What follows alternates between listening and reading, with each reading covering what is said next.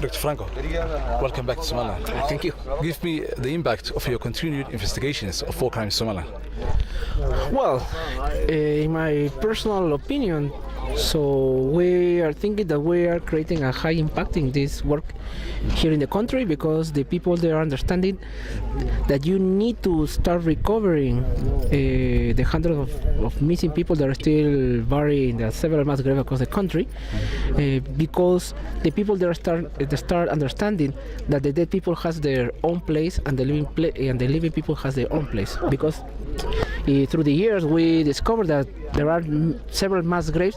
They are in the middle of the houses, and we believe that this is not a way that we must the people live, you know?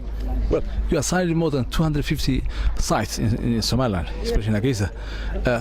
To what extent was that new momentum of investigations when it comes to the stance and the reality to the international community?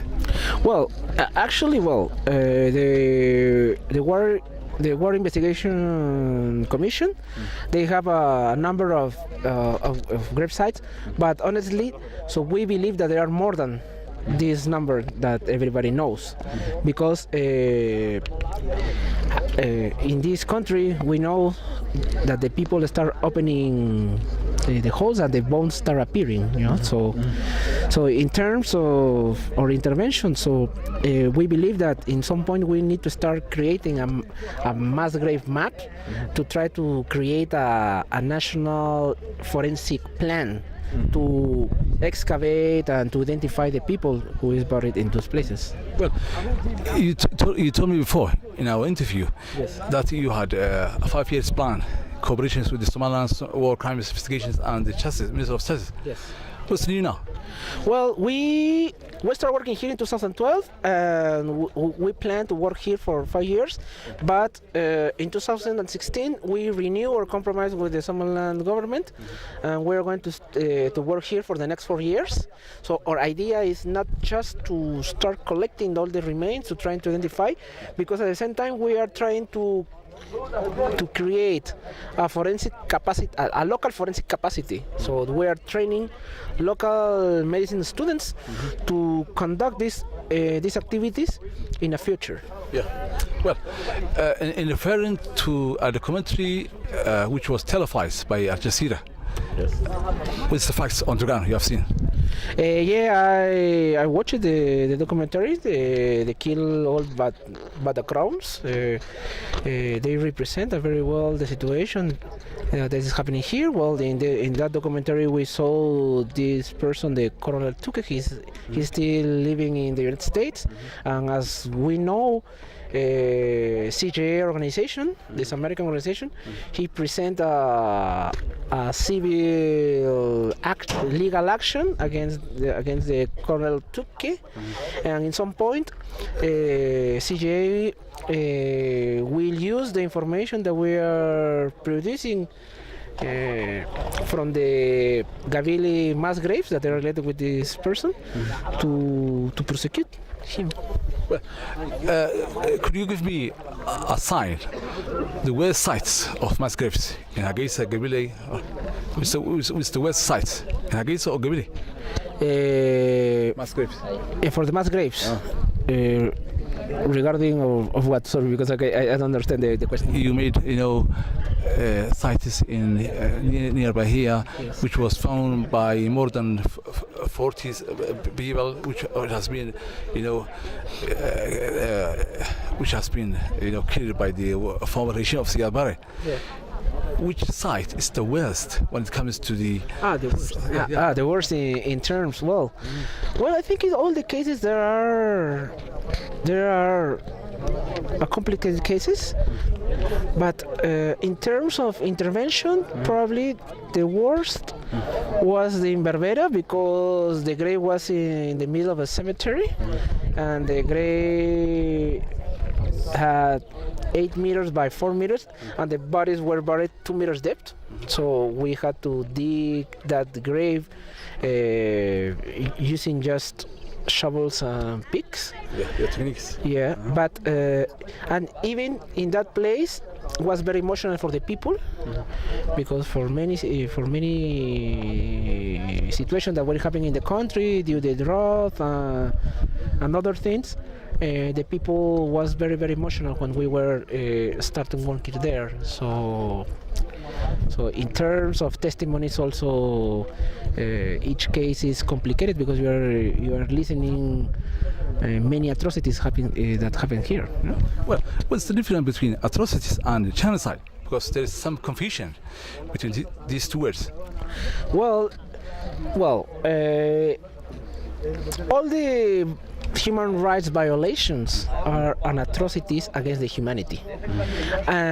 This is the reason we call these atrocities, because the things that these people suffer before to die, they are horrendous. And the genocide actually is a legal category that for us, for the forensics, we cannot establish that fact. There are the attorneys that they will to determine if it's a genocide or it's not a genocide. But we are sure, for example, that with this work that we are doing here, so probably if some legal organization takes all the cases, can start proving if it's a genocide happening here. Including the CBHE, I think, in USA, and also the Somali War Crimes Commission. Yes. We know the CGA USA organization is working here. Well, we were supporting, providing some forensic evidence to him to try to use to prove the facts that happen here. Well, let me go back and glance, the phenomenon of IBAF. I think it was more than 3 years ago. I asked your boss, Mr. GBA, or RBF. Yes. He told me that he is one of the 10 top, experts, including you, Franco. So, in comparisons with other states, what's the difference between what happened here in Somaliland and also in Rwanda when it comes to the sound of genocide? Well, the first interesting difference that we found here, for example, is the works that we are conducting here is a local effort supported by the government. While in Rwanda and South Africa, they pass across a transitional justice process. They were supported and they were impulsed by the international community. Here is their own people that they are supporting this work. So, and we believe that this is the most important difference, because we know that Somaliland has many problems as a country. Well, so they have the problem of the drought. Sorry to disturb you. A saying, seeing is believing. Before you came here, you had some idea of what has happened here.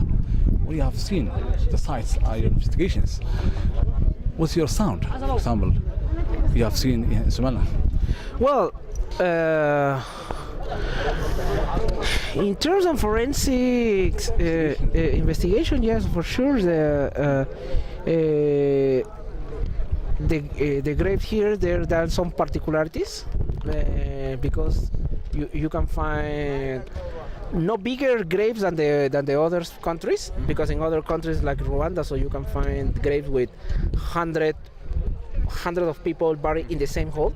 Here you have more than 10 people buried there, but the way that they were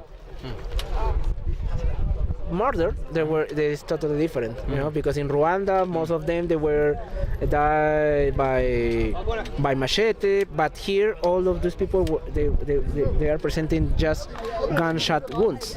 Well, thank you so much for your time. We are in the last words in our interview.